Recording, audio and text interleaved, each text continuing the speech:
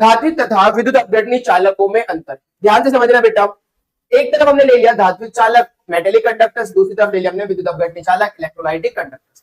पहला पॉइंट, धात्विक चालक की अगर मैं बात करूं तो इनमें मुक्त इलेक्ट्रॉन के कारण धारा का प्रवाह होता है। आपने देखा था बेटा कि इनके अंदर जो धारा का प्रवाह होता है वो मुक्त इलेक्ट्रॉन के कारण होता है। विद्युत अपघटनी चालक में धारा का प्रवाह मुक्त आयनों के कारण होता है।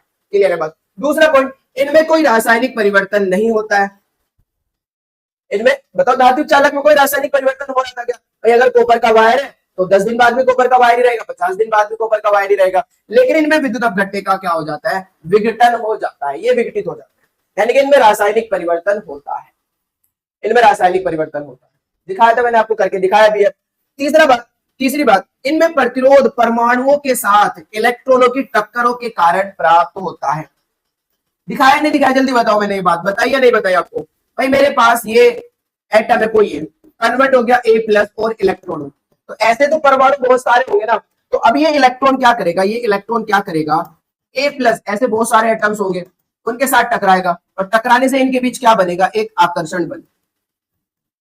क्या बनेगा बेटा? आकर्षण बल। और यही आकर्षण बल इसका क्या होगा? प्रतिरोध होगा। तो इनके अंदर जो प्रतिरोध है वो किसके बीच है? परमाणु के साथ इलेक्ट्रॉनों की टक्करों के कारण है। जबकि इनमें प्रतिरोध किनके बीच है? आयनों के, विद्युत अपघट्टों के बीच, बताया था ना। तो इनमें प्रतिरोध आयनों की टक्करों के कारण प्राप्त होता है, आयनों की टक्कर, क्योंकि इनमें अंतर आयनिक आकर्षण बल होता है। भाई Na प्लस और Na प्लस Cl माइनस के बीच क्या होगा? आकर्षण होगा। क्या होगा? आकर्षण। और इसी आकर्षण के कारण हमारे पास क्या मिलेगा बेटा? प्रतिरोध मिलेगा। तो यहाँ पर आयनों के टक्करों के कारण प्रतिरोध है, यहाँ परमाणु और इलेक्ट्रॉन की टक्करों के कारण प्रतिरोध है। क्लियर बात? रफ कर दूं इसको मैं। अच्छा, अभी चौथा पॉइंट देखो बेटा, कम प्रतिरोध होने के कारण, यहाँ पर प्रतिरोध कम होगा, तो कम प्रतिरोध होने के कारण ये साधारण से अच्छे चालक होते हैं।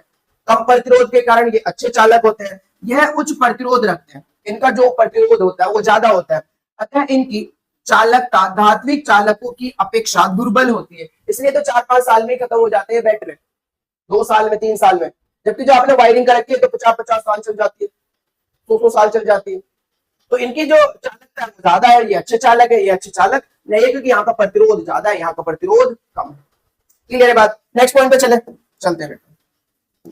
नेक्स्ट पॉइंट देखो, यह ताप बढ़ाने से प्रतिरोध बढ़ता है। ताप बढ़ाऊंगा तो प्रतिरोध बढ़ेगा, टक्कर्स बढ़ेगी, टक्कर्स बढ़ेगी तो प्रतिरोध बढ़ेगा, प्रतिरोध बढ़ेगा तो चालकता घट जाएगी। तो ताप बढ़ाने से प्रतिरोध बढ़ता है, जिस कारण चालकता घटती है। यहाँ ताप बढ़ाओगे तो आयनों के बीच जो फोर्स ऑफ अट्रैक्शन है वो टूट जाएगा, आकर्षण टूटने से आयन फ्री हो जाएंगे, और फ्री हो जाएंगे तो गति बढ़ जाएगी, गति बढ़ेगी तो चालकता भी बढ़ जाएगी। तो ताप बढ़ाने से प्रतिरोध घटता है, जिस कारण बेटा चालकता बढ़ जाती है।